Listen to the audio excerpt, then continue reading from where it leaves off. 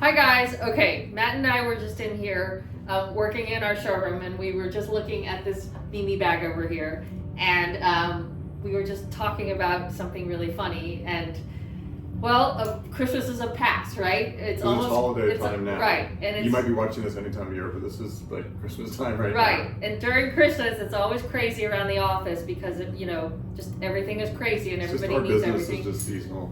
But we were talking about when we first started, and it was just Matt and I in the garage and in our first home, and it was freezing. Do you remember?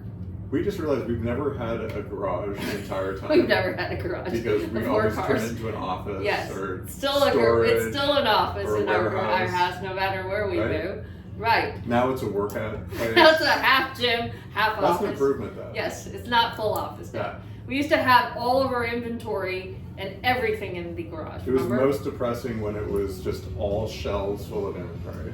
So anyways, we were just laughing at this one Christmas. Right. Yeah. We were laughing at this one Christmas where it was Matt and I, only, nobody else, and we would take orders manually. We're living in our duplex in Danville. And we would print the orders out, and then I would manually... No kids at this point. Right, and I would manually I would have to go in one by one and handwrite everyone's address. It was a handwritten label. Yes, we didn't even have a POS, there was no system. ShipStation didn't exist. No. Shopify had not been invented I was yet. literally using big stickers, and then I would write each person's name, address, and then we had a printed out return label. They were nice stickers though. They were nice stickers. Yeah. Well, they had my sloppy handwriting. Yeah. And I would handwrite each one of those, staple it onto the orders, and then you're not sending it down to a warehouse. The two of us would pack it and then tape it up, and then we had those IKEA bags, you get those big blue plastic bags, and we would fill all the packages. And we would go to the post office and stand in that giant line every day. They wouldn't like us. And everybody hated us because we would come in with 30 packages. Wait, at that point, we didn't even have postage on them. No, he had to weigh each one and put the postage on. So it was literally I wouldn't like us in line either. No, because we didn't even have anything that weighed the boxes at home. We were just literally packing each box like it would be a Christmas gift to each of our friends. And it was insane. And so Matt and I would... probably before you could do an online U.S. Post label. And it was the only thing you could do back then. There was a system. No, there was. Remember, it was postage meters, big companies would have. Oh, yeah, so we didn't have that. But we weren't big enough for that. Yeah, so it was just crazy. And then I don't even know where we got the post USPS box. I think we were buying brown boxes. No, we figured out, because the U.S. Post is awesome, is that they will give you free supplies. True. Yeah. Okay. So we would take these boxes, and then we would take them to the post office and stand in that line. And you can order them both. Word to the wise, if you're starting your own business and you're in that part of the journey where you need packaging, first of all, we love the post office. We still love the post office. We always love the post They're office. They're awesome. They're our best partner. I don't know why they get a love bad them so much. reputation. Everything about USPS is awesome. So you can get free supplies at the post office, which is great, but always limited. And once you get a little bit bigger, they have an 800 number you can call, and you can get hundreds of boxes for free. That's a good tip.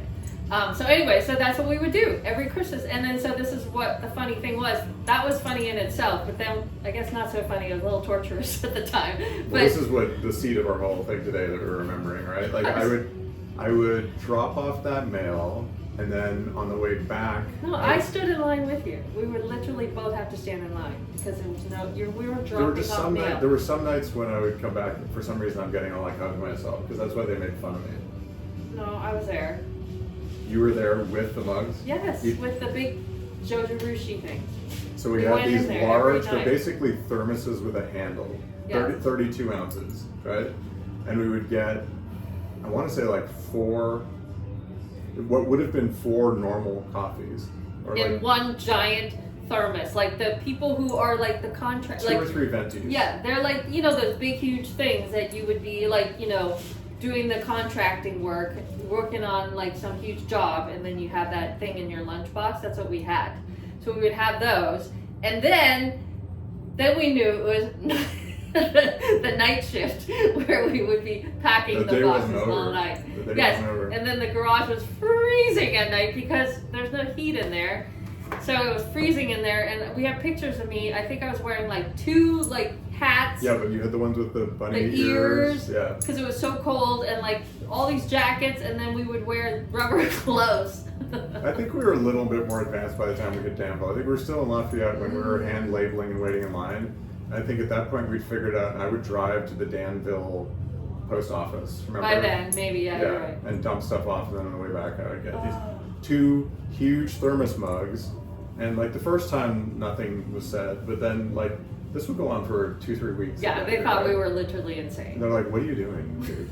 What are you gonna And do? that was too much. By the end of those couple of weeks, we're like, I can't drink coffee for a while now. Exactly. But anyways, that's what our one of our funny things that we just were thinking about, and we thought we would share with you guys because, you know what? It's part of the journey. It's part of building. It's part of building, and it's so fun at that time. And then when we think about it now, we're like, God, we had so much energy. But it's all good, right? Yeah. So, anyways. At the time, it made sense. Exactly. But the lesson is keep pushing. Yes. And we're still pushing. But keep pushing through really hard times and drink a lot of coffee because you'll get through it. Okay. Bye, guys. Bye.